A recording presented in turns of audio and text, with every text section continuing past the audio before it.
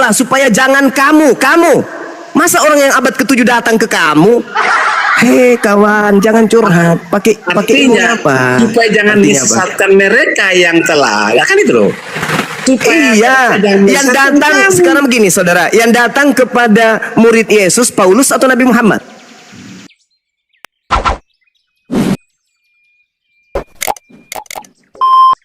Manusia. Sudah terangkat ke surga, bro. Mulai jurus karisteng keluar. Jurus karisteng. Jadi coba Anda tunjukkan kepada saya setelah Yesus terangkat ke langit, dia bukan lagi manusia. Coba. Bro, gimana dalilnya? Loh, semua ayat itu sudah tubuh kemuliaan dia diangkat.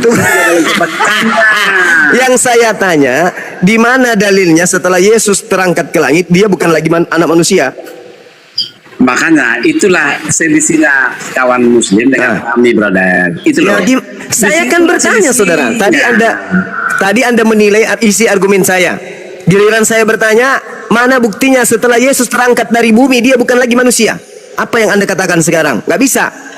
Kalaupun Anda mengatakan ada dalil, akan dibantah oleh Bible itu sendiri. Yesus datang sebagai manusia, 2 Yohanes 1 nomor 7. Naik dari bumi ke langit sebagai manusia, Yohanes 3 nomor 13. Duduk di surga, di langit, di samping Tuhan, Markus 14 nomor 62 sebagai manusia. Turun sebagai manusia, Matius 16 nomor 27. Menghakimi sebagai manusia, Yohanes 5 nomor 27. Tetap manusia, Ibrani 13 nomor 8. Yesus menaklukkan dirinya sebagai manusia, 2 Korintus 15 nomor 28. Lalu kapan Yesus bukan manusia? Kapan? Nah, sekarang gini. Kapan, oke, udah hafal kawan ya. Dari apa sedangkan yang datang kepada Paulus bukan manusia, berarti itu bukan Yesus. Gimana sih abangku ini? Sebentar dulu, Mbak. Sebentar dulu. Iya, silakan. Silakan. Waktunya semua. Makanya jangan pilih argumentasi saya. Silakan. Ini bulan puasa, tenang aja, Bang. Iya, betul. Makanya harus edukasi yang sehat. Silakan. Gini loh. Kan itu Anda sudah baca, saya katakan Anda lebih banyak menghafal ayat-ayat itu. Tetapi aku hanya sederhana saja. Ketika dia bangkit dari kubur, dia bukan lagi tubuh manusia seperti kita ini, brother. Tapi dia tetap anak manusia. Betul, anak manusia.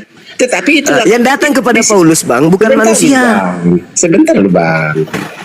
Kan dia kan, hai Paulus, Saulus, mengapa engkau menganiaya aku? Kan itu katanya toh, Bang. Itu manusia atau bukan?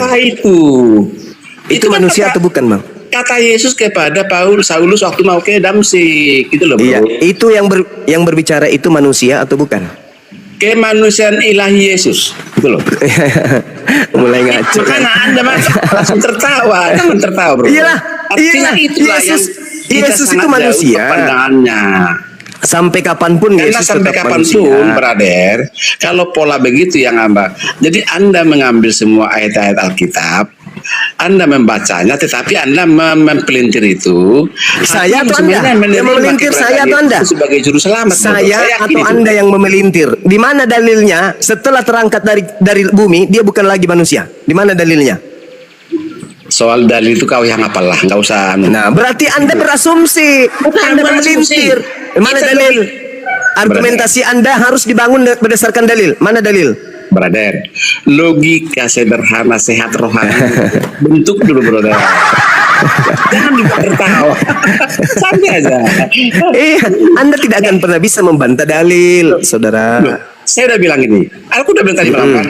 Dari saya dengar semua di Komal argumen, hampir saya percaya apa yang kau narasikan. Iya, karena dalil, Sedangkan apa dasar saya punya dasar apa untuk melampaui batas pikiran? Saya dasarnya apa untuk mempercayai Anda sementara Anda tidak punya dalil? Dasar saya untuk mempercayai Anda apa? Aduh, ayo. Anda mengatakan Yesus itu bukan lagi manusia. Dasar dalilnya apa? Kalau kita hanya hafalan, iya. Oke, ini Anda kena dua-duanya, tidak menghafal dan tidak ada dalil. Oke, Bang, ayo. Oke. Tidak. Aku terus Bang ya. Tunggu nih, tanggung tadi. Oke, makasih ya. Silakan Bang, silakan. Kasihan sekali ya Bang Kristen tapi tidak berdalil. Gimana dong? Saya mengatakan kepada saudara, Yesus sampai kapanpun tetap manusia. Ibrani 13 nomor 8. Selama-lamanya Yesus itu manusia, tidak pernah berubah menjadi apapun. Selama-lamanya. Firman telah menjadi daging. Daging pernah gak berubah menjadi bubur, atau menjadi malaikat, atau menjadi setan, atau menjadi Tuhan? Tak ada dalilnya. Dari pengajaran Yesus. Yesus datang sebagai manusia. Lukas 2 nomor 11. Pada hari ini telah lahir bagimu juru selamat, manusia yang diurapi Tuhan. Manusia. Roma 1 nomor 3. Paulus, Yesus adalah berasal dari sperma Daud. Manusia. Naik ke langit menjadi manusia juga. Yohanes 3 nomor 13. Duduk di surga di samping Tuhan. Markus 14:62 sebagai manusia. Turun ke bumi lagi untuk menghakimi sebagai manusia. Yohanes 5 nomor 27. Lalu kapan dia menjadi bukan manusia? Sedangkan yang datang kepada Paulus bukan manusia. Berarti itu adalah Yesus Kristus yang lain. 20 juta masih berlaku, silakan. Yang mampu membuktikan bahwa Yesus yang datang kepada Paulus itu adalah Yesus anak Maria, 20 juta meluncur. Kalau ada yang sanggup untuk menjelaskan, membuktikan itu. Tadi teman kita ini mencoba untuk membuktikannya. Yang datang kepada Paulus manusia bukan? Bukan. Nah memang karena Yesus anak Maria ketika dia terangkat bukan lagi manusia. Mana dalil? Dalil mana? Mana dalil? Dalil mana? Mana dalil? Dalil mana? Tak ada. Berarti 20 juta belum bisa Anda miliki. Berarti dengan kata lain, Kristen hari ini menyembah kepada bukan anak Maria. Gitu kawan. Ini bukan saya mau menghina atau merenang, enggak. Menggelitik Anda semua. Menggelitik Anda.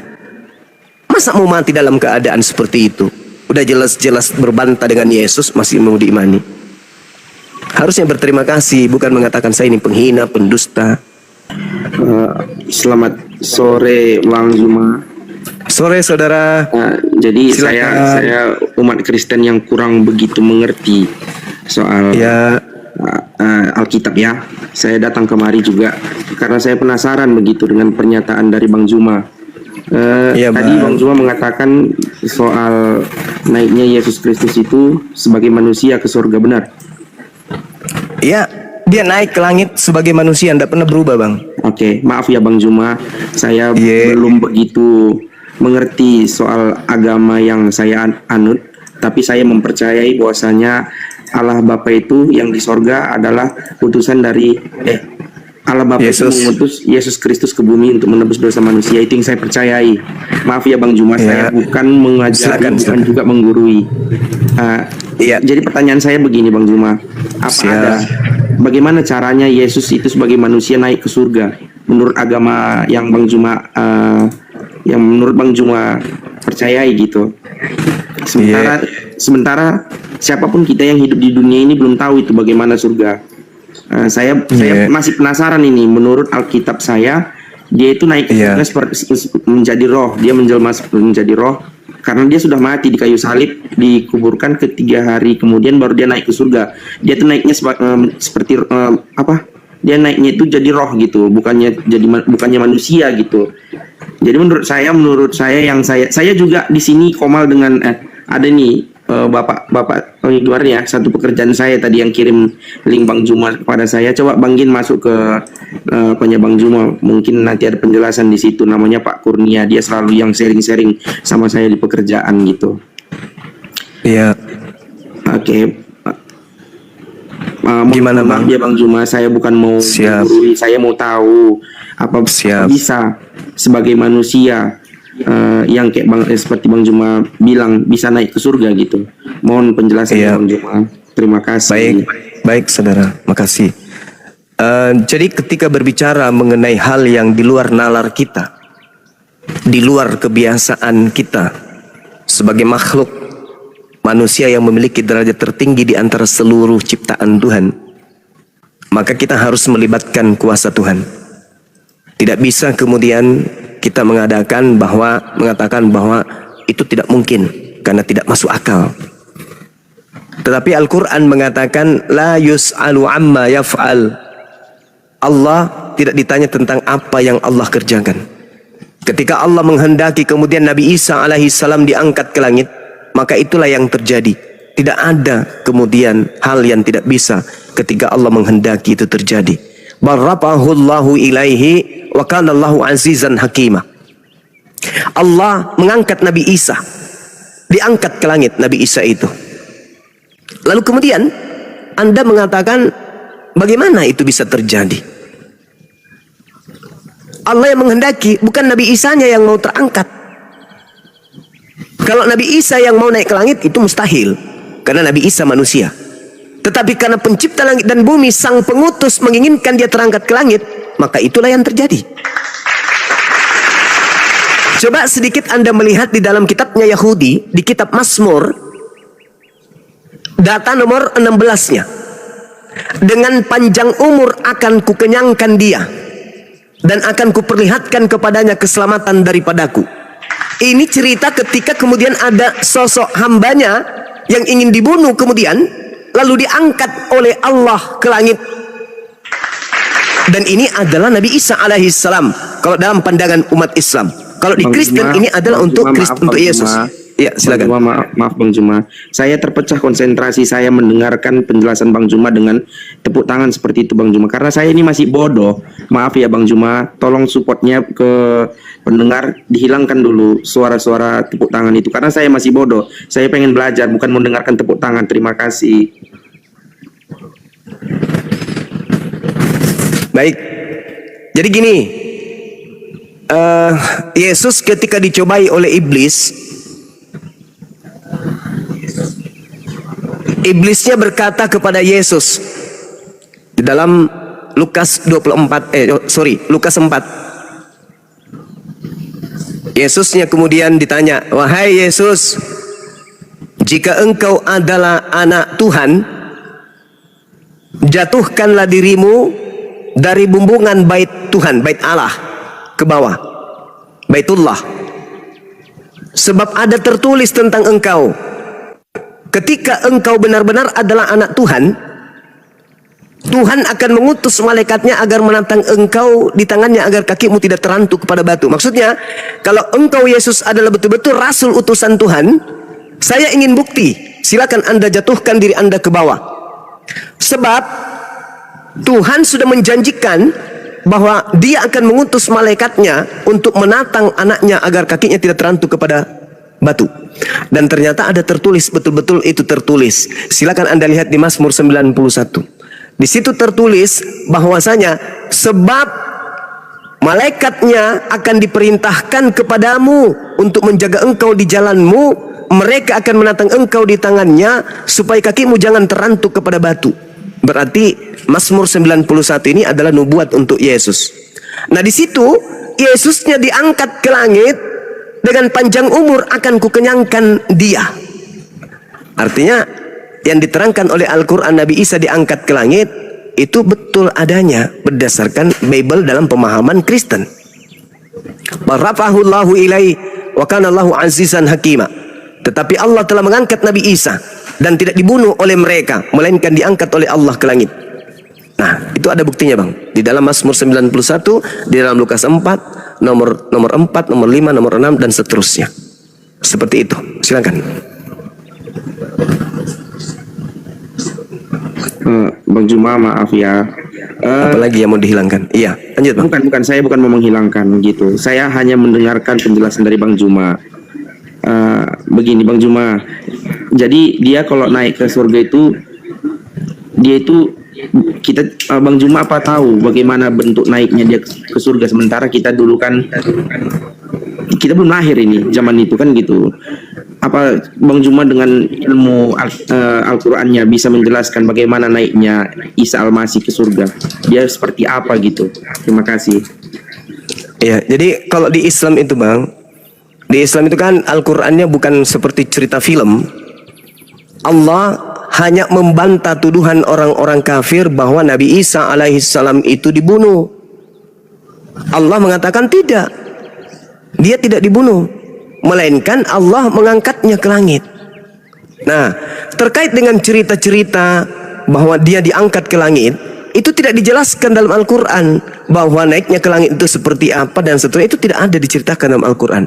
Yang pasti Al-Quran datang membantah tuduhan bahwa Nabi Isa alaihissalam itu dibunuh.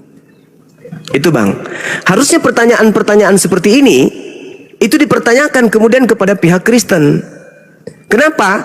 Bertaburan dalil di dalam Bible yang menceritakan Yesus terangkat ke langit, langit terbelah, lalu kemudian dia terangkat ke langit, lalu orang-orang banyak melihat Yesus duduk di samping kanan Tuhan Bapa.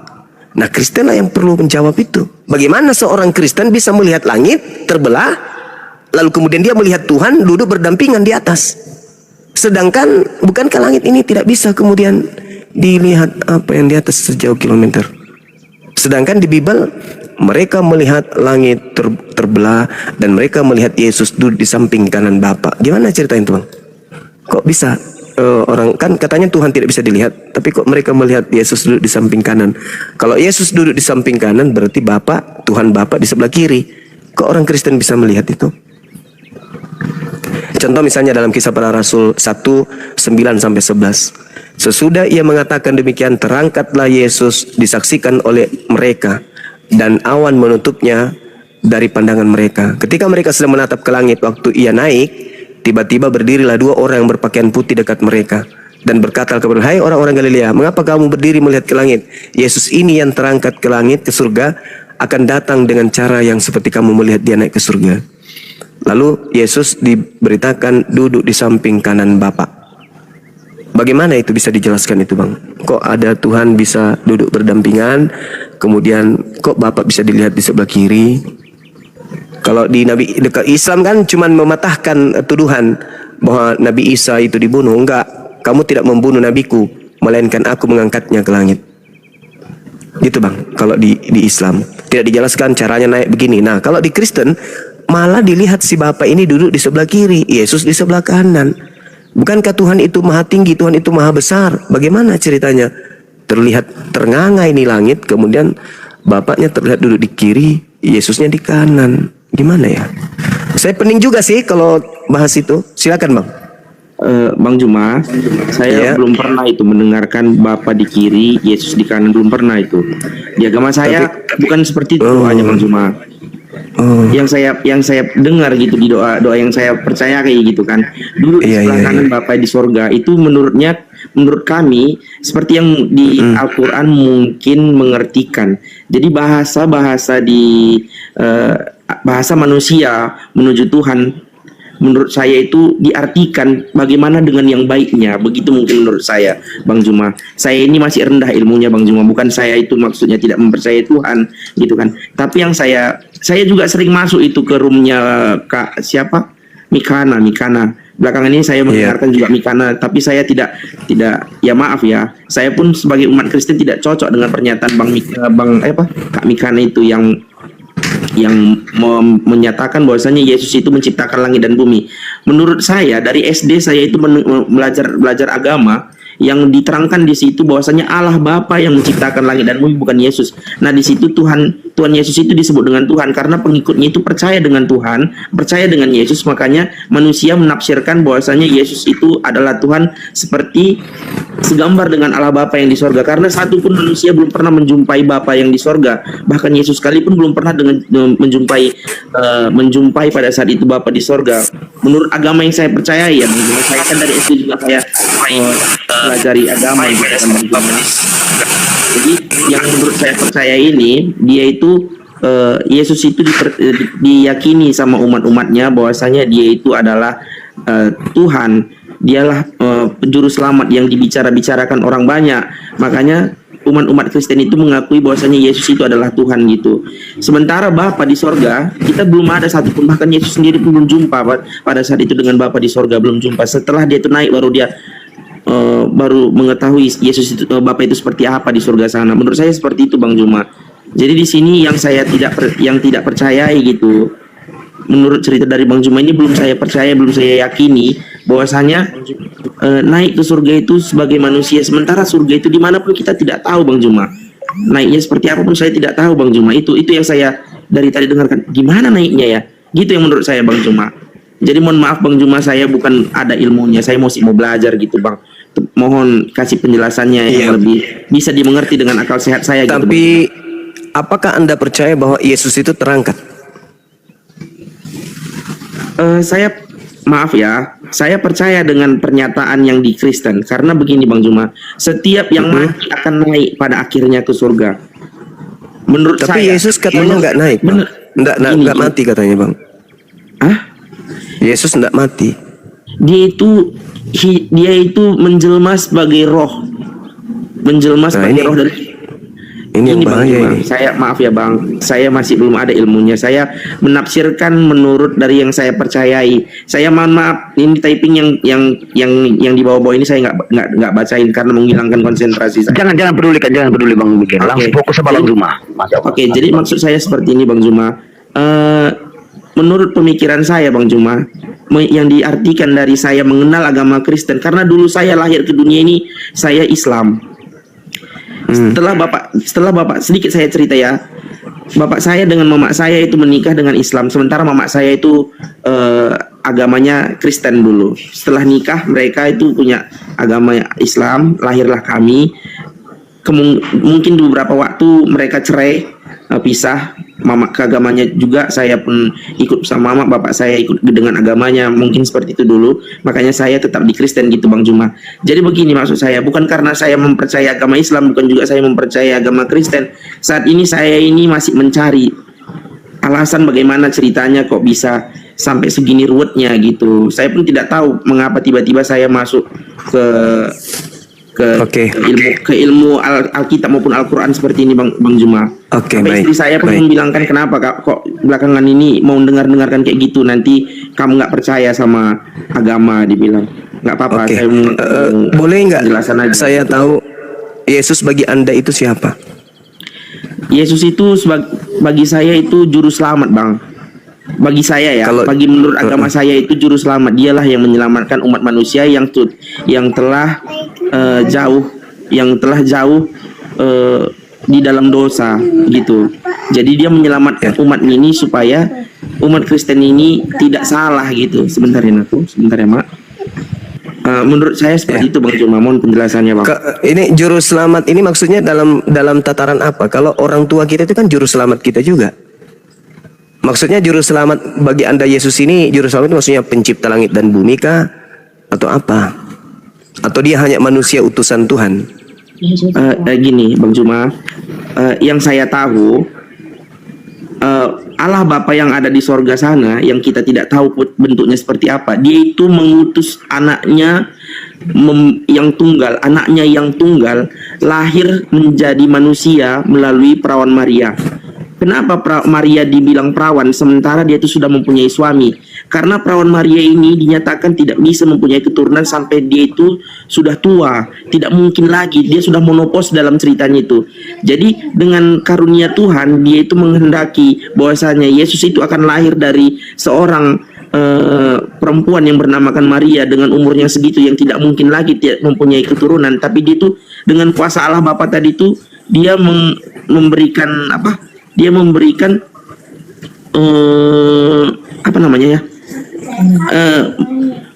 memberikan ya gimana menjelaskannya, Intinya Yesus ini cuma maaf. ciptaan atau pencipta?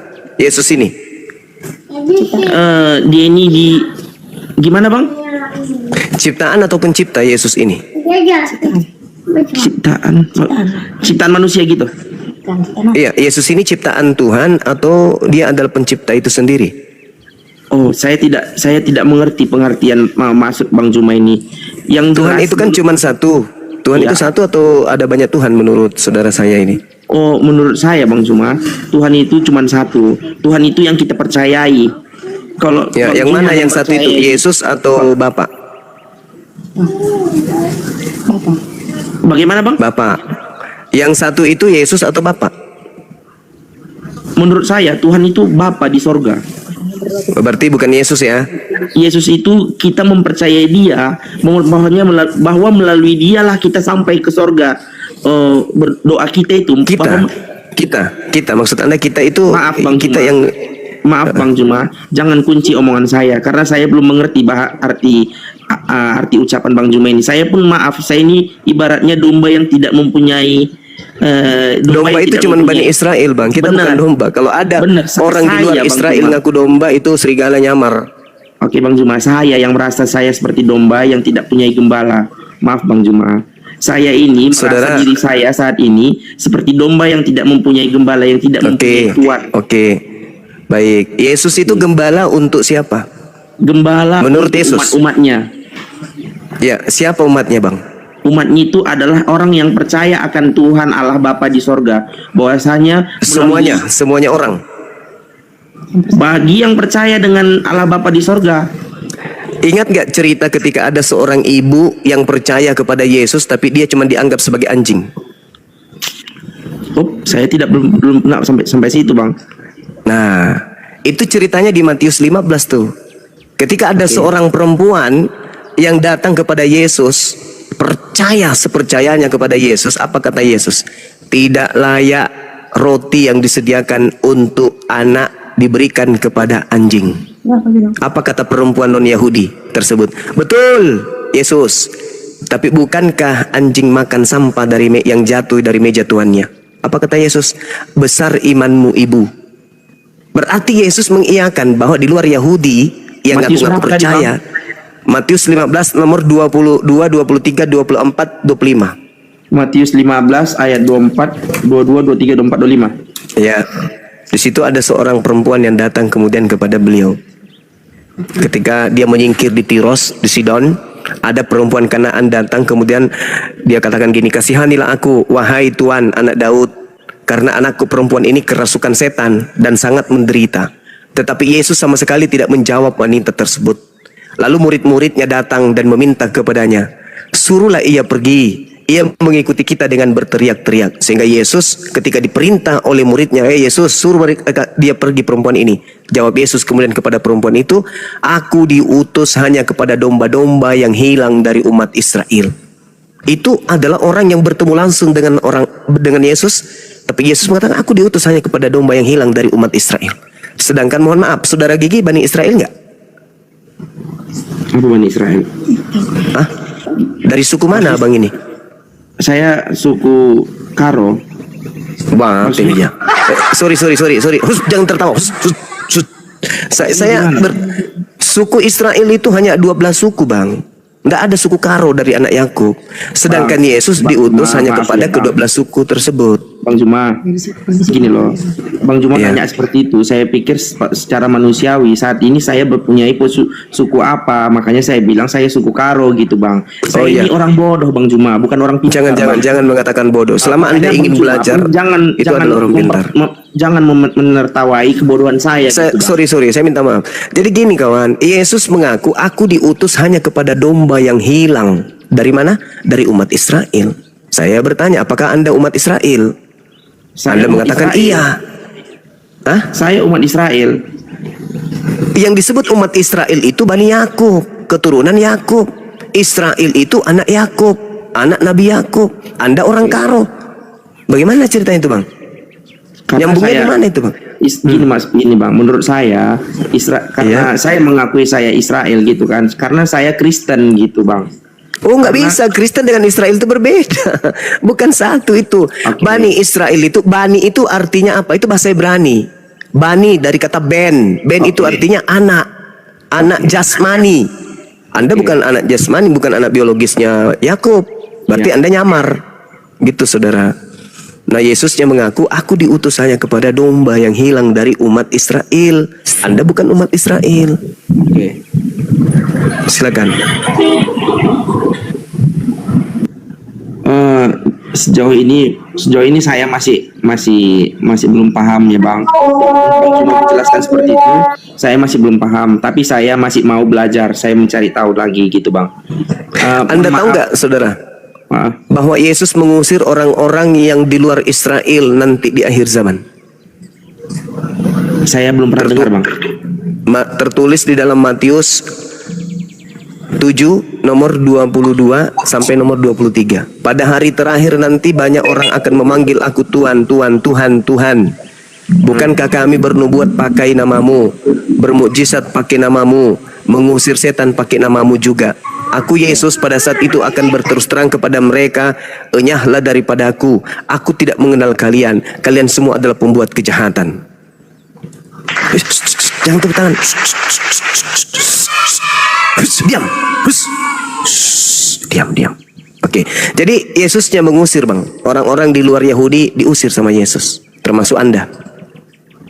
Itu dalil di dalam kitab Anda tuh, di Matius 7 nomor 22 sampai nomor 23. Yang memanggil Yesus Tuhan adalah Kristen. Yang bernubuat pakai nama Yesus Kristen. Yang mengusir setan pakai nama Yesus Kristen. Yang bermujizat pakai nama Yesus Kristen. Kristen diusir oleh Yesus, Bang.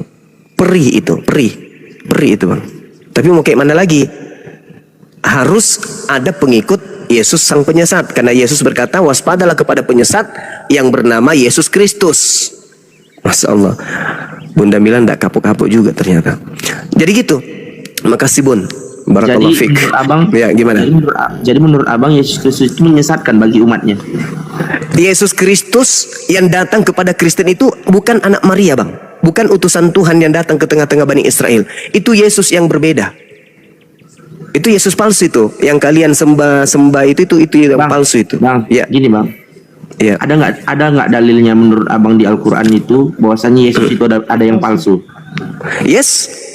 Al-Quran surah An-Nisa. Yang mereka salibkan itu adalah orang yang diserupakan oleh Nabi, oleh Tuhan, oleh Allah terhadap Nabi Isa alaihissalam. Maka yang disalibkan, yang dikuburkan, yang digantung, yang keluar dari kubur itu bukan Nabi Isa, tetapi sosok lain. Nah, Yesus yang asli juga mengatakan kepada Bani Israel, Matius 24 nomor 4 nomor 5, waspadalah kepada penyesat, waspadalah agar kamu jangan disesatkan, sebab banyak penyesat akan datang dengan memakai namaku, Yesus, dan berkata akulah Kristus. Dia akan menyesatkan banyak orang. Maksud Yesus, setelah aku akan muncul Yesus Kristus yang palsu, tugasnya menyesatkan dan dia akan menyesatkan banyak orang. Jangan tepuk tangan. Sabar. Nah sekarang siapa di dunia ini yang mengaku pengikut Kristus? Kristen.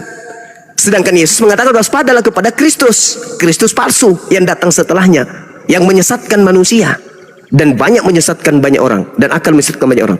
Di mana tertulis, Bang? Matius 24 nomor 4 nomor 5. Jadi kalau hari ini Kristen mengatakan Yesus Kristus adalah Tuhan kami, ya wajar, memang pantas. Karena memang ada penyesat yang ngaku Yesus Kristus. Kalau hari ini kalian mengatakan kalian benar, kalian tidak salah, ya memang namanya juga orang yang sudah tersesat. Orang kalau tersesat di jalan, Bang, selalu merasa dirinya benar. Kalau dia sudah sadar bahwa jalan saya ini tidak benar, maka dia akan keluar untuk mencari jalan yang lain.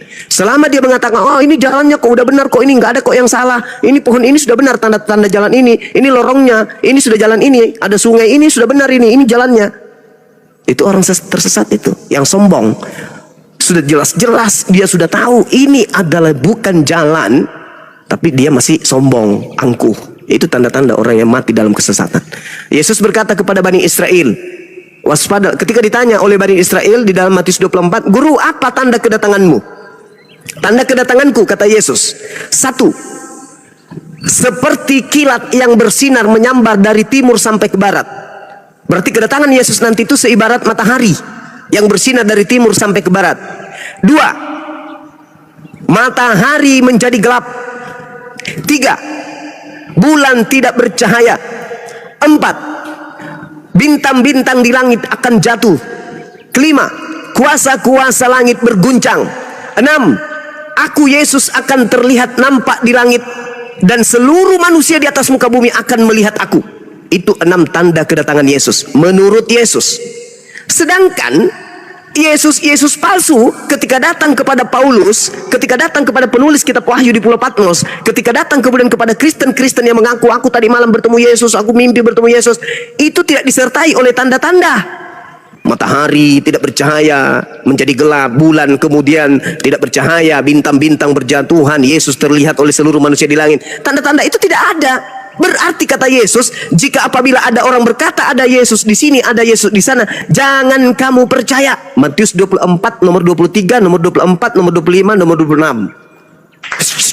Jangan tepuk tangan. Jangan tepuk tangan. Sorry kawan, saya sudah lantai ini. Jadi begitu saudara. Yesus yang mengatakan itu, makanya orang Yahudi tidak menjadi Kristen, karena orang Yahudi adalah keturunan dari ke-11 murid Yesus yang menerima nasihat.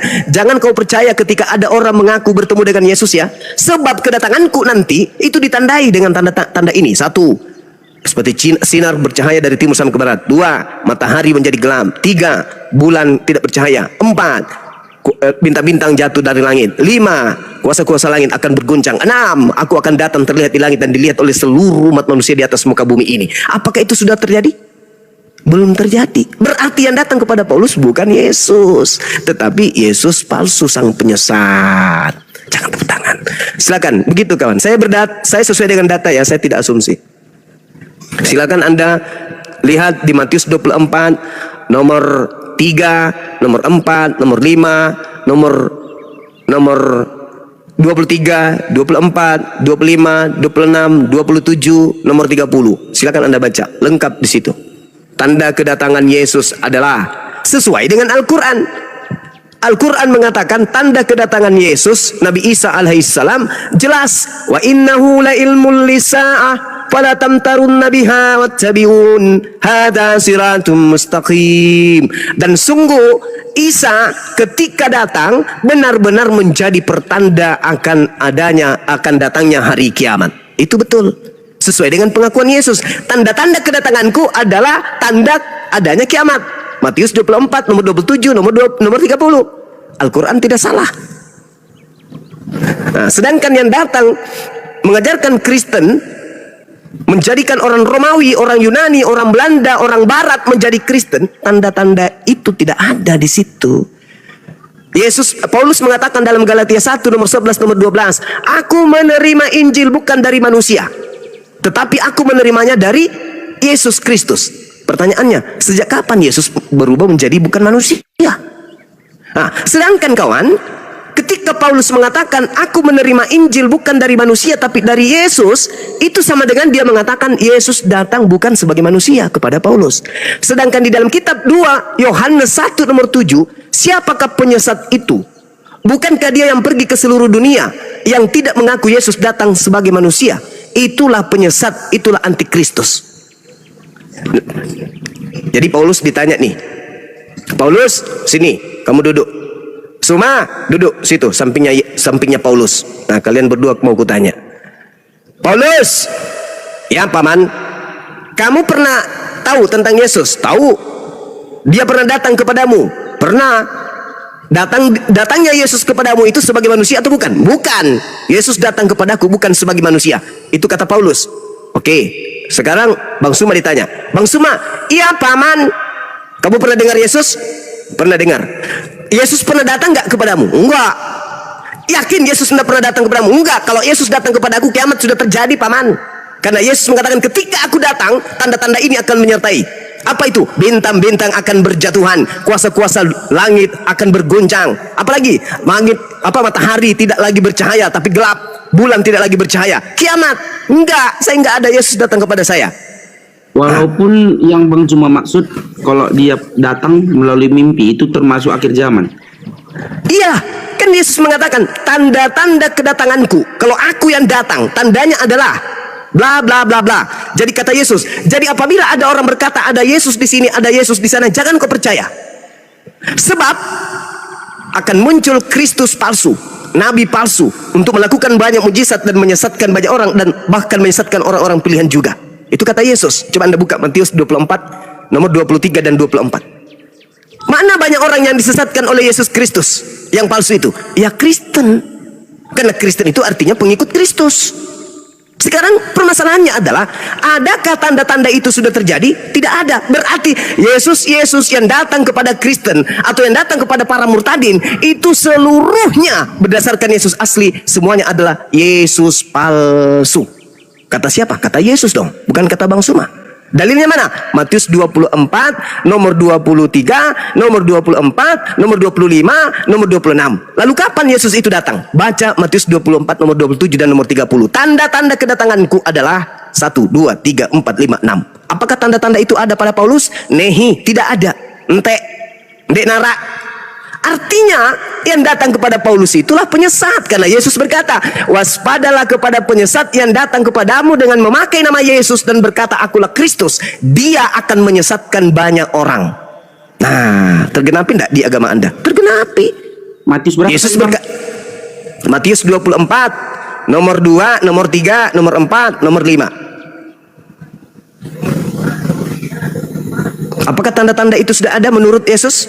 Kan ditanya tuh sama orang-orang muridnya. Guru, ya paman, apa tanda kedatanganmu? Wah, Yesus jelaskan. Tanda kedatanganku adalah matahari tidak lagi bersinar. Matahari menjadi gelap. Bulan tak bersinar. Itu tanda kedatangan Yesus. Apakah itu sudah terjadi? Belum. Loh, banyak kok yang mengaku kedatangan Yesus. Ada yang murtad nih. Pada saat aku umroh ya, aku melihat ada Yesus duduk di atas Ka'bah. Pada saat aku tahajud ya, ada seberkas cahaya datang kepadaku dengan memakai surban, rambutnya gondrong, wajahnya bercahaya dan berkata, akulah adalah Yesus. Pada saat aku lagi sujud berdoa kepada Allah, tiba-tiba aku mendengarkan suara dan aku berpaling. Aku lihat ada cahaya dan di situ tertulis Kristus. Makanya aku murtad. Nonsen itu semua. Yesus berkata, waspada ketika ada sosok yang datang kepadamu mengaku Yesus Kristus itu bukan aku. Jangan kau percaya. Jangan dari Al-Quran, dari Bible aja itu udah patah itu. Kalau di Al-Quran Nabi Isa sudah terangkat, tak ada lagi Nabi Isa nggak ada. Nabi Isa datang nanti ketika mau kiamat. Jadi Yesus nanti datang ketika mau kiamat. Berarti yang datang kepada Paulus, yang datang di pastor, yang datang di gereja, itu bukan Yesus anak Maria. Itu penyesat. Mana orang yang disesatkan yang banyak itu kata Yesus anak Maria? Nah, siapa pengikut Kristen? Pengikut Kristus di sini? Islam atau Kristen? Ya Kristen. Berarti orang banyak yang disesatkan oleh Kristen, oleh Kristus palsu adalah pengikut Kristus. Siapa mereka itu? Ya mohon maaf, Kristen. Kalau bukan Kristen, lalu mana orang sesat, orang banyak yang sesat pengikut Kristus? Ada nggak selain Kristen pengikut Kristus? Nggak ada, cuman Kristen aja. Makanya ketika Yesus berkata, aku diutus hanya kepada domba yang hilang dari umat Israel, ada sosok yang keluar dari goa kuburan berkata, pergilah ke seluruh dunia, jadikanlah seluruh bangsa menjadi pengikutku. Itu siapa? Itu siapa? Siapa yang menginginkan kemudian disembah, diibadahi selain daripada Tuhan? Siapa yang selalu ingin menyamai Tuhan? Bukankah itu iblis? Dan dia berkata di data Matius 28 nomor 18, kepadaku telah diberi kuasa. Bukankah iblis ketika mencoba Yesus di dalam Lukas 4 nomor 6, Yesus, ya iblis, sembahlah aku sus. Kalau kau menyembahku sus, aku memberikan kuasa baik di langit maupun di bumi, sebab akulah penguasa dunia ini, dan aku berhak memberikan kepada siapapun yang aku kehendaki. Itu kata iblis. Itu kata iblis. Tapi dia tidak berhasil mencobai Yesus anak Maria, nggak berhasil. Maka iblis mundur dan menunggu waktu yang tepat. Pada kala manakah, pada saat manakah kemudian waktu tepat itu? Pada saat Yesus Isa alaihissalam sudah tak ada di bumi, maka leluasa sang Yesus palsu, leluasa sang iblis mengaku Yesus. Karena sudah tak ada nabi-nabi. Tidak ada nabi di saat itu. Tidak ada rasul lagi saat itu. Tidak ada nabi. Yesus adalah nabi terakhir untuk Bani Israel. Ketika dia diangkat ke langit, tak ada nabi pegangan sebagai pegangan akidah umat manusia. Maka iblis kemudian leluasa. Mau ngaku Musa juga boleh, mengaku sebagai Elia juga boleh, mengaku Yesus Kristus juga boleh. Iblis mau menyamar seperti apapun boleh. Apesnya yang percaya bahwa itu adalah Yesus Kristus orang Roma, Yunani. Maka didirikanlah kemudian kekaisaran Romawi. Agama pertama kerajaan mereka yang resmi adalah Katolik. Katolik ini nanti pecah karena diprotes sama orang-orang yang ada dalam Katolik itu sendiri, yang memprotesnya kemudian membentuk sekte baru bernama Protestan. Dari sana pecah lagi nanti. Wah, ini nggak benar ya, pecah lagi menjadi ini, menjadi itu, menjadi ini, menjadi ini, banyak sekali. Yang mana pada intinya semua adalah pengikut Yesus yang dilandaskan kepada perintah pergilah ke seluruh dunia, jadikanlah seluruh bangsa menjadi pengikutku. Maka terpecah-pecahlah anak keturunan Adam. Ada yang menyembah Yesus Kristus, ada yang menyembah kepada Tuhannya Yesus Kristus. Lah, kamu dibilang jangan tepuk tangan dulu, nanti aja. Pas sudah mati live-nya baru tepuk tangan. Ya, lanjut Bang, silakan. Tanda apa yang apa tanda kedatanganmu wahai Yesus? Nah, itu kuncinya, itu di situ. Itu kuncinya, Bang. Kalau pakai Al-Qur'an kasihan nanti. Bible aja pakai. Toh Bible itu adalah terus gini, Bang. Terus gini. Ya, silakan. Jadi Ya. kita umat manusia ini kan yang bernapas di dunia ini kan manusia itu kan. Iya. Jadi kita ini kan keturunan Adam dan Hawa, ciptaan dari alam Bapa di surga kan gitu. Benar. Jadi maaf nih, aku bukan mau menyinggung soal suku ataupun ras lain maupun agama lain gitu. Silakan, Kenapa, Bang. Kenapa Bang? Kristen dengan Islam ini selalu mendebatkan kebenaran menurut agamanya masing-masing, sementara di agama Buddha, agama yang lain kita itu nggak pernah tahu gitu. Sementara kita ini sibuk ini menyibukkan dengan penafsiran di Alkitab seperti ini, di Al-Quran seperti ini. Kenapa kita itu tidak belajar dengan agama yang lain seperti apa gitu? Yang saya penasaran kan, kenapa agama lain nggak diusik gitu? Kenapa agama lain itu nggak dibahas gitu? Kenapa Islam dengan Kristen terus gitu? Oke, baik. Sebelum saya jawab, bantu saya saudara untuk meluruskan. Menurut saudara, orang yang suka palsu-palsuan itu bagus atau tidak bagus? Suka berpalsu ria, bagus atau tidak bagus, Bang? Menurut saudara, misalnya nih, Anda melihat ada mobil mewah, kemudian karena Anda ingin menyaingi, Anda membuat mobil palsu yang mirip dengan mobil mewah tersebut. Ada orang banyak duit, ya, karena Anda ingin menyaingi, ingin punya duit banyak, Anda membuat uang palsu. Ada orang yang kemudian memiliki emas, cincin emas yang cantik, lalu kemudian Anda ingin menyaingi, Anda membuat juga emas tapi palsu. Bagus gak menurut saudara orang yang suka berpalsu-palsu ini? Menurut saudara, sebelum saya jawab yang tadi, silakan. Pandangan pribadi saudara saja. Begini, Silakan. Bang. Menurut saya yang palsu-palsu ini, contohnya macam emas palsu, contohnya macam mobil palsu gitu kan. Mobil saya belum pernah melihat yang palsu.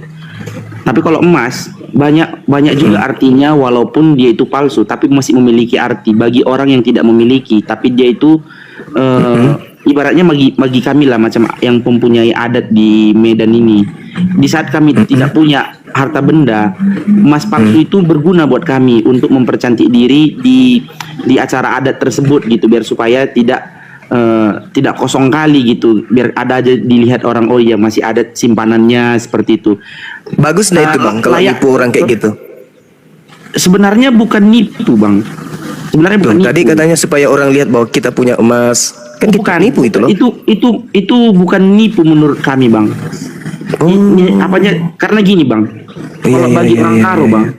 Bagi orang Karo, kami adat suku Karo gitu. Kami ada di adat kami itu emas-emas, ada artinya emas-emas. Emas-emas itu pernik mempercantik diri. Mempercantik diri, dan itu bukan emas. Itu tapi hanya sebuah simbol mempercantik, membentuk menjadi sebuah adat istiadat dia. Contohnya kalau abang pernah lihat adat Karo pernikahan itu, dia itu ada di dada perempuannya itu macam kalung yang besar kali gitu. Terus di kepalanya itu pun ada. Itu bukan emas ternyata. Itu bukan emas, Bang. Itu hanya mempercantik diri, dan aslinya itu memang mungkin dulu itu emas, tapi setelah modern gini kan nggak mungkin, Bang, emas sebesar itu dibawa-bawa. Kita pun kan takut gitu. Jadi kenapa nggak warna terong aja, Bang? Warna ungu. Kenapa harus menyamai emas supaya dianggap emas sama orang lain? Gini, Bang, adat istiadat orang kita, Bang, adat istiadat orang Karo itu ada, memang dia itu bahasanya emas-emas, ada, Bang. Emas-emas, dia itu menyerupai yang bentuk emas itu ada.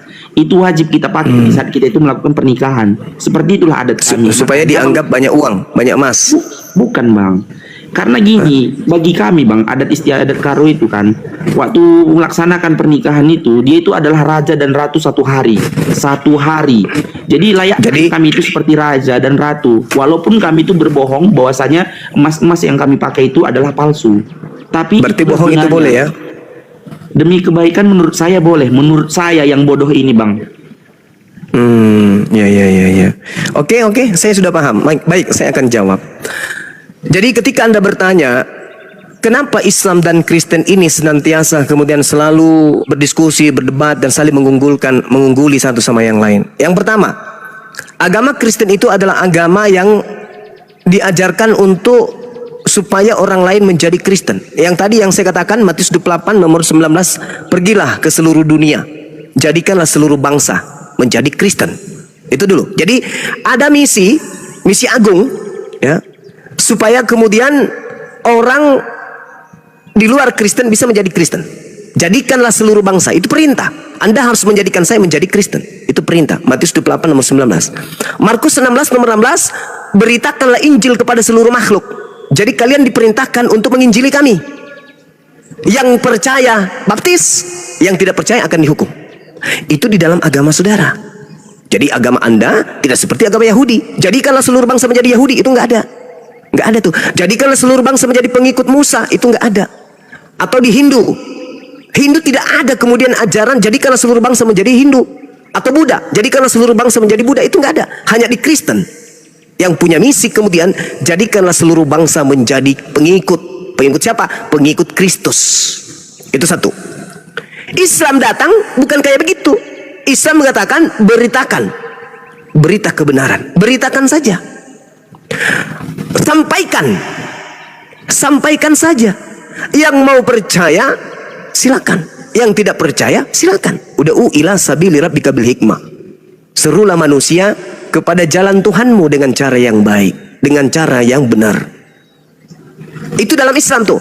Jadi Islam mengajarkan untuk diberitakan kepada orang lain, tetapi tidak dipaksakan untuk menjadi Islam. La ikraha fid din. Tidak ada paksaan dalam memeluk agama Islam. Sedangkan di Kristen, jadikanlah seluruh bangsa menjadi muridku. Itu perintah. Anda harus menjadikan saya. Kalau tidak, Anda berdosa, Anda bersalah. Anda melanggar perintah Bible, perintah amanat agung. Nah, sehingga ketika ada perintah menjadikan seluruh bangsa menjadi pengikut, maka apapun Anda lakukan seperti tadi, mas-mas. Orang Kristen menyebut Tuhan mereka menjadi Allah, membacanya Allah. Paulus Anda sebut Rasul. Di dalam kitab saudara hanya Bible Anda sebut Alkitab. Kalian suka berpalsu-palsu ria demi apa? Demi untuk menjadikan orang lain menjadi pengikut Kristen. Bang Juma. Coba, iya. Kami nggak membilangkan Yesus itu Allah, Bang. Yesus itu dia itu Tuhan, Bang. Allah Iya. itu ya Bapa di sorga gitu. Iya, nah Maaf itu ya, dia. Bang Juma. Di mana original teksnya?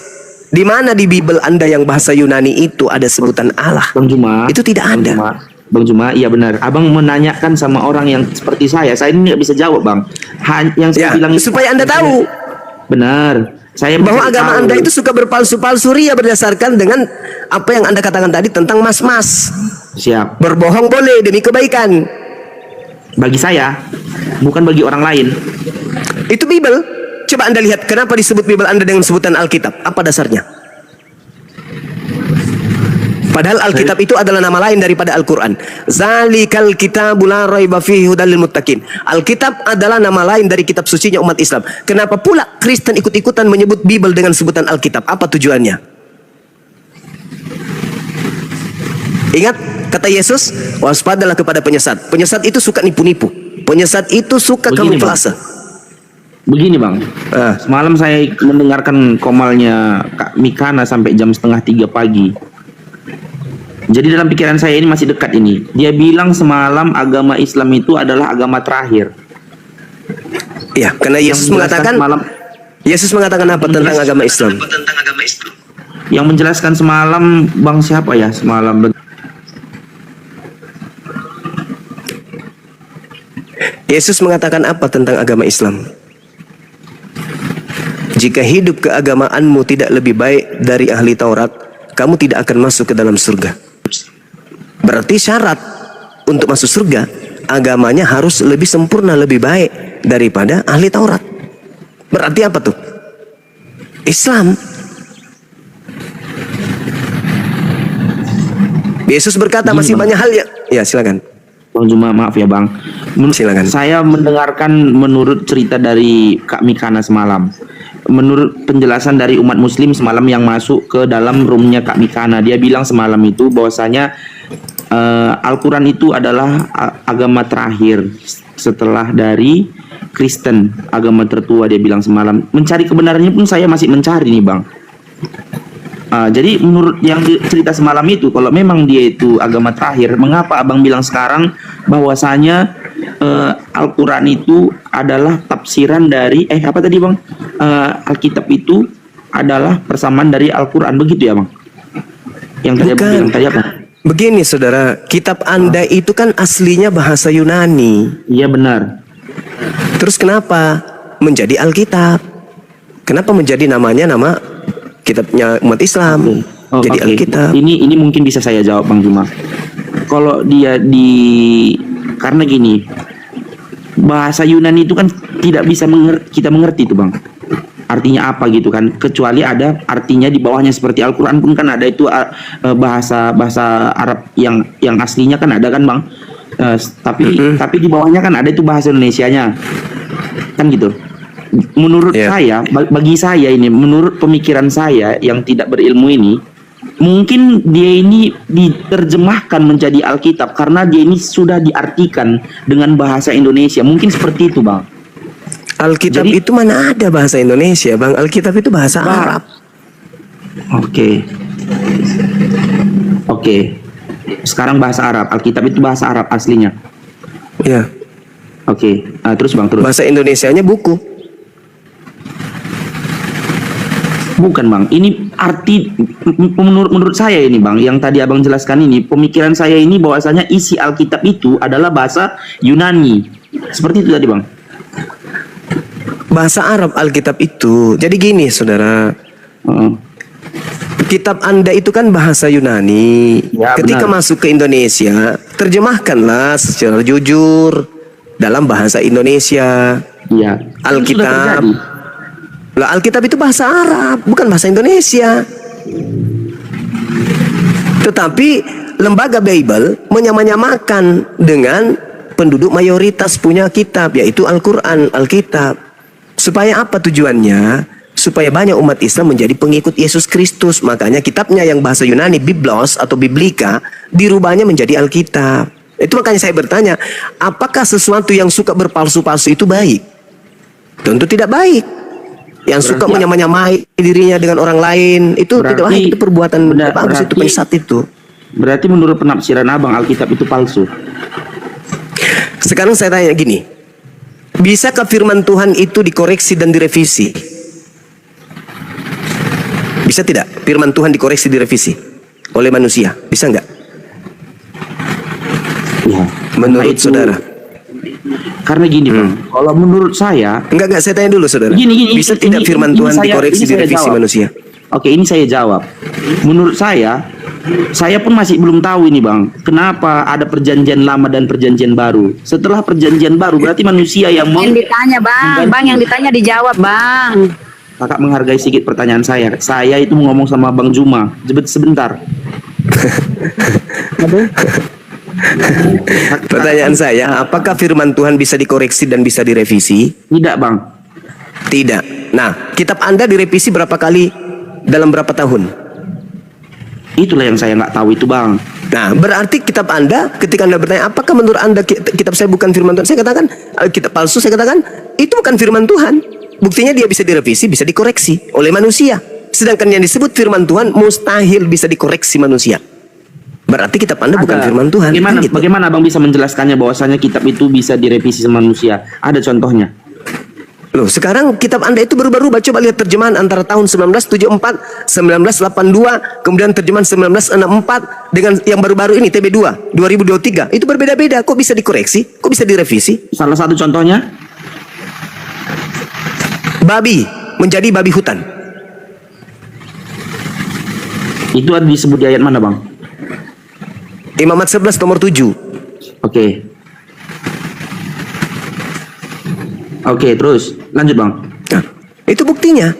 Tuhan Anda, sembahan Anda disebut Theos. Masuk ke Indonesia berubah menjadi Allah. Kenapa bisa berubah kayak gitu?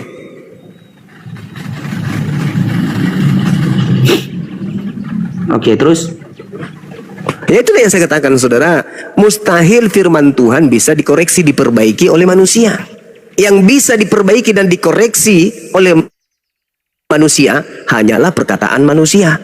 Dengan kata lain, kitab Anda bukan firman Tuhan. Karena firman Tuhan mustahil bisa dikoreksi, bisa diperbaiki. Masa kita yang ngoreksi Tuhan sih? Masa kita yang merevisi perkataan Tuhan? Tuhan kau salah, yang benar begini. Masa bisa kayak gitu? Berarti Tuhan itu tidak sempurna, tidak maha tahu. Sehingga butuh manusia untuk meluruskan lagi ucapan-ucapannya. Itu bukan Tuhan, saudara. Makanya kami umat Islam tidak pernah menganggap kitab Anda itu sebagai firman Tuhan. Al-Quran saya mengatakan, wa qulil haqqu mir rabbikum. Fawailul lil ladzina yaktubuna al-kitaba bi aydihim tsumma yaquluna hadza min indillah. Celakalah orang yang menulis sebuah buku dan mengatakan itu firman Tuhan padahal itu bukan firman Tuhan. Itulah kitab saudara. Sabar dulu ya. Diambil alih sejenak. Saya ada telepon, ada tamu saya di bawah mungkin. Bang, itu 1 Yohanes 5:7. Itu Bapa, Putra, Roh Kudus itu tadinya tidak termasuk di dalam Bible, tapi disisipkan masuk oleh para penulis. Jadi apa ya aku bilang ya? Itulah Biblemu Bang. Kalau kamu banyak. Jadi begini teman-teman, supaya jadi pengetahuan juga kita ya. Kalau ada dalam kurung itu di Bible ya, di Bible nih kalau ada dalam kurung di dalam Bible ini itu adalah tambahan atau sisipan yang tadinya tidak ada kemudian diadakan. Itu cara mengetahui ya. Kalau tidak tadinya di Bible, Halo Kak. di Bible ada tanda kurung, kemudian kalimat kemudian ditutup kurung, itu tambahan atau sisipan. Maaf, Beda lagi yang tadi revisi yang di Kakak ini. Apa, jangan Bang? memberikan Kenapa? asumsi, Ya. kakak jangan memberi asumsi bahwasanya itu membuat perpecahan. Saya nggak terima dengan kakak bilang itu. Bukan ada tanda asumsi, kurung. fakta. Kakak melihatnya dari Fakta. mana? Makanya Langsung aku dari bilang Alkitab buka atau- itu fakta. Gini, kakak. Iya, di Bible itu loh. Coba buka, Data itu coba buka. Ada ada Bible di di situ, catatan buka itu. kaki, ada di catatan kakinya itu kan data itu ada soalnya sisipan. Ada itu. Ya kan Ustaz. Dengar dulu. Udah lama saya hafal ada Bible. hak juga berbicara kan. Dengar dulu. Kakak kan ngasih pendapat ke saya bahwasanya di ayat segini ada tanda kurungnya. Kakak melihatnya itu di Google atau langsung Iya, dari saya Alkitabnya? melihat. Saya melihat dan membacanya.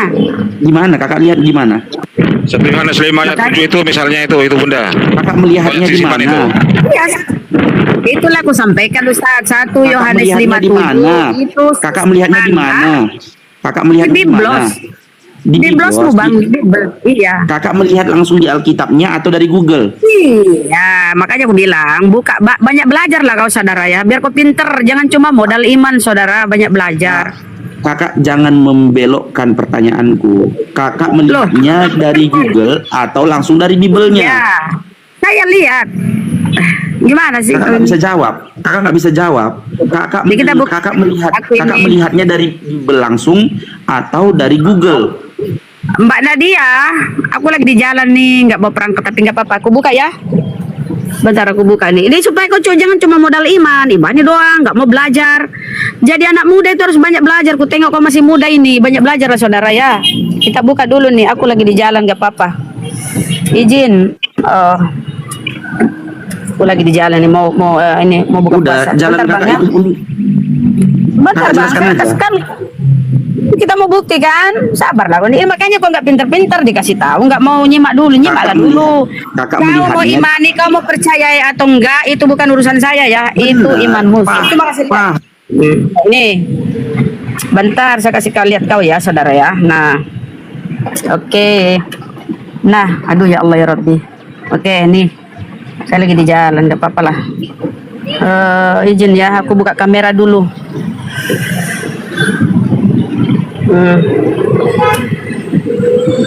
Mana dia? Oke. Bentar ya. Nah, ini ya. Siapa moderator? Besarin dulu karena tanganku satu. Bang Kaisar, besari dulu Bang Kaisar. Saudara, aduh goyang-goyang ya. Saya lagi di mobil nih. Ya Allah ya Rabbi, kan goyang. Nih, coba sebab ada yang memberi kesaksian di dalam kurung dia. Nih Yohanes 1:57 Bang. Sebab ada yang memberi kesaksian di dalam kurung di dalam sorga Bapa, Firman dan Roh Kudus. Kita klik itu ya, cara belajarnya itu kita klik. Oke, saya klik ya. Aduh ya Allah, saya lagi di jalan. Nih, kita klik ya. Klik, ini dalam kurung nih. Tutup kurungnya nih nyebrang ke bawah nih. Tutup kurungnya nih nyebrang ke nomor 8. Oke, kita klik ya tafsirannya nih. Ini di Biblemu sendiri nih, para ahli Biblemu sendiri yang ngomong nih. Nih. Nah, Nih Bang, baca di sini ya. Nih. oke, paham. Oke, Kak, gini. Ada nih, bagian ayat ini, sebentar Bang, biar kau pinter lah. Bagian ayat ini tidak terdapat dalam naskah-naskah Yunani yang paling tua dan tidak pula dalam terjemahan-terjemahan kuno. Bahkan tidak dalam naskah-naskah paling baik dari Vulgata. Bagian ini kiranya aslinya sebuah catatan di pinggir halaman salah satu naskah terjemahan Latin yang kemudian disisipkan ke dalam naskah-naskah oleh penyalin, dan akhirnya bahkan disisipkan ke dalam beberapa naskah Yunani. Karenanya bagian ini pasti tidak asli. Kalau tidak asli artinya palsu. Disisipkan nih Bang. Naskah ini disisipkan. Ini yang dalam kurung ya, nih. Di dalam surga nih. Jadi ini disisipkan Bang ya. Kalau disisipkan berarti ya ditambahin. Oke ya Bang ya. Jadi ini punya Bill yang menafsir. Bapak gereja yang menafsir ya. Yang mengatakan bukan sumbernya dari Muslim. Ya oke Bang ya. Disisipkan ke dalam naskah-naskah oleh penyalin. Dan ini pasti tidak asli. Kalau tidak asli berarti palsu. Ya, 1 Yohanes 5:7-8 nih. Ya Bang ya. Jadi banyak belajar lah Bang ya. Baik Bang Gigin, pegangan jangan sampai oleng, pakai sabuk pengaman, tarik rekan tangan. Kejadian dan kedatangan makhluk halus mengaku Tuhan. Bilangan menyesatkan, pasal 1 ajaran pagan, butir 2 anak Tuhan dilahirkan. 5 petualang dipimpin mantan perompak, badan kurus dan kepalanya terlihat botak. Antioquia dilanda lapar dan pemberontak, Agabus mengutuk penyesat kafir berteriak. Ninja Hattori berpetualang ke Pulau Patmos, ditemani sosok berwujud Ultraman Kosmos. Mereka lapar dan haus, lupa bawa air termos sebelum sampai di checkpoint kantor pos. Perjalanan selanjutnya penjahat ini ke Tarsus, berbekal roti ikan gabus dan sebotol spiritus. Dengan rasa cemas kehabisan perak dan pulus, nyawa terancam, pikiran mulai tak becus. Dan akhirnya menemukan Dewa Tamus. Penyesat ini pendusta yang beringas, siapapun seterunya pasti ditebas. Monster berwujud manusia ganas, menciptakan kehancuran di bumi luas. Manusia picik dan bengis si botak ulus, membatalkan Taurat dengan iming-iming fulus. Semua tulisan diilhami dengan roh kardus, konsepkan Tuhan disalib, tombak terhunus. Si botak setan kaum Farisi, bejat dan laknat memprovokasi, menyebarkan pagan dengan inklusi, menjajahkan limbah Roma Yunani. Jika isinya bagus, kau bilang firman. Jika isinya bobrok, kau bilang perumpamaan. Jika isinya kagak jelas, kau bilang kiasan. Dan jika isinya kakek Sugiono, kau bilang kutukan. Lagi ditanya apakah kafir berakal? Jawabnya imani dan akal nakal. Tuhan pencipta jadi bayi, apakah masuk akal? Jawabannya macet seperti congor tertelan sendal. Sekian, terima gaji, stay tune. Bang. Oke, gini, buat teman-teman 3.200 penonton yang ada di room ini, saya mohon maaf sedalam-dalamnya bahwasanya saya bukan yang ahli agama, saya juga bukan ahli Alkitab. Saya ingin berteman di sini dengan kalian semua. Ajari saya di saat saya tidak tahu. Saya mohon maaf segala dengan kesalahan penafsiran saya. Saya bukan mau mencari kemusuhan di sini. Tapi bagi saya ada satu ayat yang sangat saya sukai dalam Al-Quran itu. Lakum dinukum waliyadin, itu yang saya pegang teguh, yang saya percayai gitu. Agamamu agamamu, agamaku agamaku. Walaupun penjelasan Bang Juma tadi cukup ringkas dan rinci, tapi saya tetap percaya dengan ajaran agama saya gitu. Dan kalian pun begitu juga. Saya rasa jangan ada perpecahan di kemudian hari, karena saya suka damai gitu. Jadi mohon maaf, saya undur diri karena ada pekerjaan lain, bukan karena saya tidak berani koma lebih lama di sini. Dan saya pun berharap kita tetap bisa berteman. Di kemudian hari saya akan masuk lagi sebagai tamu. Saya berharap bisa dimasukkan. Saya ingin berbicara lagi begitu. Terima kasih buat hostnya sudah menerima saya menjadi tamu tadi. Dengan saya aja Bang, nggak apa-apa, dengan saya aja. Ya. Tadi banyak sekali pernyataan Abang ya yang mengatakan saya ini bodoh, saya ini belajar. Tetapi cara bicara Abang itu seolah-olah Abang itu adalah tahu. Padahal Abang itu tidak tahu apa-apa. Nah, kalau misalkan tadi sih Dewa tertarik dengan bahasa Abang yang mengatakan mengenai soal palsu-palsu itu ya. Kita itu Bang, kita sebagai manusia itu ya, punya yang namanya tolak ukur untuk menentukan apakah itu palsu ataupun asli. Seperti halnya kitab suci, kita bisa menentukan mana itu kitab suci yang palsu, mana itu kitab suci yang asli. Soalnya zaman sekarang itu banyak orang yang tertarik dengan yang namanya palsu-palsu. Contoh, mereka suka yang namanya ijazah palsu, uang palsu, beras palsu, air palsu, kitab suci palsu, sampai akhirnya ada yang namanya Tuhan palsu. Mari kita uji sekarang, Tuhan mana yang asli, Tuhan mana yang palsu, berdasarkan dari datanya, bukan berdasarkan dari katanya. Ya. Nah, ketika abang mengatakan tadi ya kepada kami bahwa abang percaya Bible itu adalah kitab suci, tolak ukur apa yang membuat abang meyakini kalau itu adalah kitab suci? Kalau Al-Quran sudah jelas itu Al-Quran adalah mutawatir. Al-Quran datang langsung dari Allah Subhanahu Wa Taala. Sementara Bible terjadi yang namanya banyak revisi, banyak manipulasi, banyak kelebihan kata-kata, pengurangan kata-kata, pornografi dan lain sebagainya. Apakah pantas itu dikatakan sebagai kitab suci kalau seperti itu? Silakan. Dengan saya aja, ayo. Ayo dengan saya. Maaf bang, saya bukan nggak mau menjelaskan itu karena saya pun bukan ahli dalam Alkitab bang. Baik, kalau abang tidak ahli dalam Alkitab bang, lebih baik abang bertanya supaya abang bisa Saya mendapatkan bertanya ilmu. sama Bang Zuma karena dia ilmunya lebih tinggi dari kita Ya, semua. tapi seolah-olah abang di sini bukan bertanya, seolah-olah mengajarkan kepada kami. Betul tidak, Pak Kaisar Lero? Tidak tahu, tidak Saya tahu, bukan mau mengaku dihakimi bodoh. dalam room ini bang. Tidak bang, kami di sini yang menilai bang, ya. Kami menilai itu semua bang. Kalau mau Penilaian diskusi, abang ayo. itu bagi saya itu sebuah penghakiman. Oh boleh dong, saya menilai. Saya kan punya mata, saya punya telinga, punya telinga. Iya. Hati saya boleh tidak untuk menilai? Boleh bang. Mata boleh melihat dengan jelas, pendengaran boleh melihat dengan jelas. Hati yang menilai itu semua dengan jujur bang. Makanya saya di sini jujur menilai abang, ya.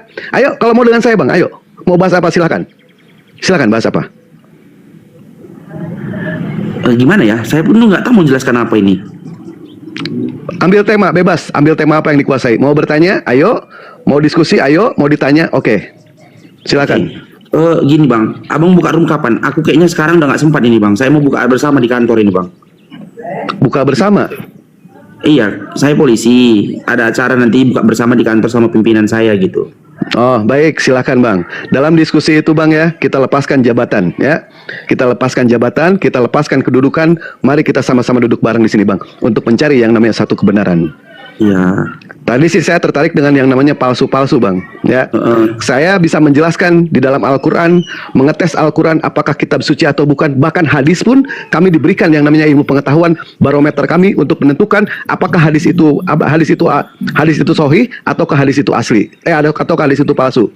Sedikit ilmu dari saya bang, untuk mengenai soal Al-Quran kita tidak meragukan, karena Al-Quran itu adalah datang dari Allah, Al-Quran adalah mutawatir. Nah, mengenai soal hadis, kalau abang mempelajari hadis, itu tergantung dari jumlah periwayatan bang. Yang meriwayatkan satu orang itu namanya goib. Yang meriwayatkan 2 orang itu namanya ajiz. Yang meriwayatkan 3 orang itu namanya masyhur. Yang meriwayatkan 4 orang, 5 orang, 10 orang bisa dikatakan sebagai mutawatir. Adapun mengenai soal lafaznya, apakah lafaznya itu sama atau lafaznya itu berbeda? Kalau lafaznya sama, itu namanya mutawatir lugji. Kalau lafaznya berbeda, itu namanya mutawatir maknawi. Mengenai dilihat dari sanadnya, apakah hadis itu sampai kepada Nabi Muhammad atau tidak? Kalau misalkan malah tidur, abang dijelaskan gimana ini? Malah Bang, tidur. Saya nggak tidur. Ya tadi itu malah nyela, malah mode pesawat yang abang pakai. Kita lagi diskusi ini bang. Saya buka grup WA bang, orang ini udah ngumpul gitu. Ya abang lagi Abang diskusi. Fokuskan dulu bang di diskusi bang. Kalau abang mau di Gini, WA Bang. silakan WA. Kalau abang Gini, mau keluar Bang, silakan saya keluar. tadi Bang. sudah mau turun bang, abang tahan. Saya pun kan menghargai omongan abang gitu. Saya dengar. Di sini ada Bang Juma bang. Ada Bang Juma. Ketika Bang Juma berbicara, kami lebih baik diam bang. Orang Muslim dibiasakan yang namanya adab seperti itu bang. Ya, lebih baik saya diam sampai saya disuruh bicara daripada ketika saya berbicara saya disuruh diam. Tadi Bunda Rahma berbicara, saya pun diam. Gitu kan? Ada giliran-gilirannya bang. Ya. Tapi kalau abang mau tidak mau melanjutkan diskusi ini, silakan. Saya tidak memaksa.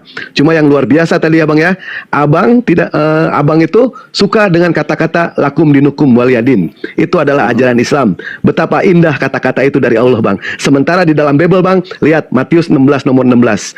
Kalau kamu percaya, kamu dibaptis. Tapi kalau kamu tidak percaya, kamu akan dihukum. Betapa mengerikan ayat ini bang. Ya, di Islam, alhamdulillah, Al-Quran diturunkan dengan segala keindahannya. Tentu bahasa-bahasanya pun semua pun indah bang. Semua indah. La ikraha fidin.